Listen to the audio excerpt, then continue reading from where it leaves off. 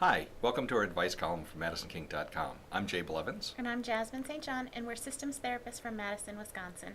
and the question we received today was from a person who wrote in and said that she and her partner have been integrating BDSM into their relationship and has been working very well during the actual sexual play, but that she is interested in being submissive to her partner outside of that, and her partner can understand why she might enjoy being tied up and kneeling at his feet while he does things like pay bills or other activities, and maybe, pet strokes her hair or pets her head All on right, so occasion. it sounds like that she's looking to continue the power dynamics outside the bedroom. Right, and so she was curious what resources might be available to help her partner understand that, whether maybe some works of fiction or other ideas about that. Okay, one of the first things that I would say to dive into is to ask clarifying questions. Is it that he doesn't understand the mechanics? Is it that he doesn't understand why you would be turned on by it? Maybe he has expectations that this is something that should go on during a scene, at which point you would add these elements into a longer lasting scene. Or maybe he doesn't understand why it's so meaningful to you. So I would say going back and asking a lot of clarifying questions is one of the first steps.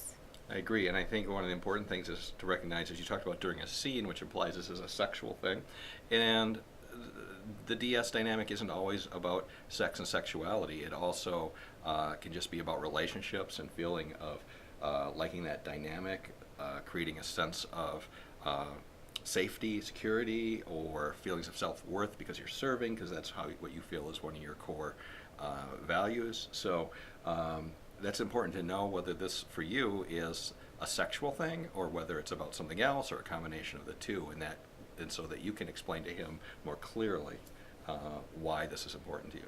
Absolutely.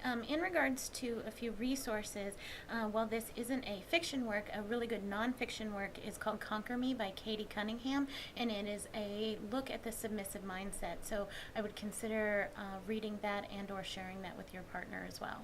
Yeah, I think that's a great book, and I think another option is just to go Google for blogs. There are many submissives that do blog and share their thoughts and what goes on inside their mind and why they do it.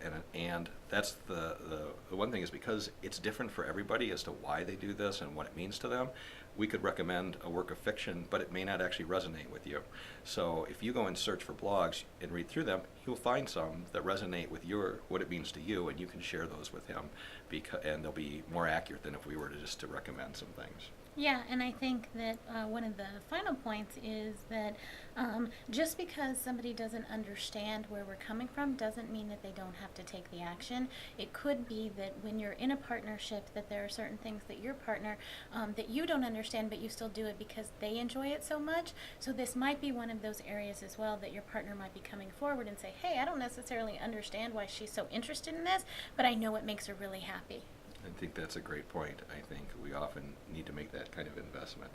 And I think the other thing that I want to bring up, and the last thought, is there is a author and researcher, Esther Perel, and she does, one of the pieces of work she does is looking at desire in long-term relationships and why it tends to fade and what we can do to keep it amped up. And I love the point that she makes, is that we have this misperception or misconception that foreplay starts, 15 minutes before sex. Okay, I want to have sex, so I need to do some foreplay, and then we'll have sex. But in reality, foreplay starts the moment the last sexual act ends, and that foreplay is all about keeping that desire and intensity going throughout your relationship, so that when you do come to the points where you want to have sex, it's already there, and that desire is already there. So if this is a sexual thing for you, that's another way to explain it for him, is that this is something that keeps you in that place of desire, and it's going to be, if he wants to have sex, it's going to be in his best interest to invest in that, because that's going to keep you in a place where you're attracted to him, wanting to have sex, and it's just to everybody's benefit.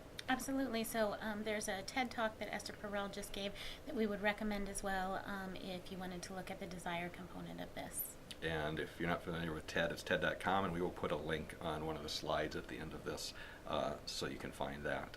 So I think that's probably it for this week. If you have any questions for us, please feel free to write us at advice@madisonking.com. Thanks so much. Bye. Bye.